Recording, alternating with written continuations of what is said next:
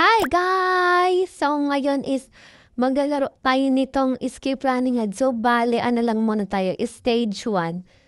So next time ko lang propose yung stage 2. Okay, so let's start. Nasaan yung mga kalbo? Ha? Nasana. O sige. Hoy, may hinahabol sila.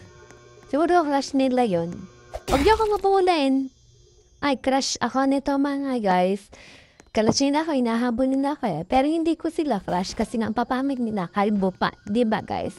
Okay, so dito ulit tayo dadaan. Ayan na, muti ka na.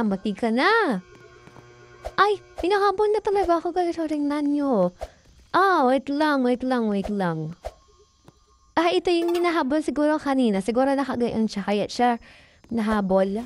Okay, 1, 2. Ay, wait lang. Balik ulit tayo. 1, 2. 2. Isa pa.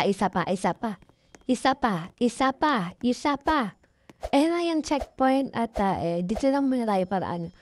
Napag namatay tayo, doon siya pupunta. Doon siya pupunta pala guys. Tapos yan, ito yung checkpoint. Diba? Ay, wag mo akong hinahabol na ano ka, ang pangit mo. Ang pangit ng mga kalbo. Hindi naligo ata ng isang taon. Nangham. Magkitago tayong dito. Okay. Nasa likod siya. Okay. 1, 2, 3, go. Okay. Ay, sa kabila pala. Ay, munti ko, no. Pakatakot. Kasi kalbo. Okay, anong gagawin mo dito? Okay, ang papangit nyo. Nagagawin ka dito, te?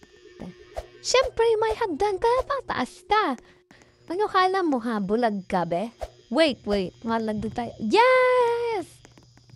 And yan na. Nakuha na natin ang... ito. Tapos na tayo, guys. So, if you like this video, don't forget to subscribe.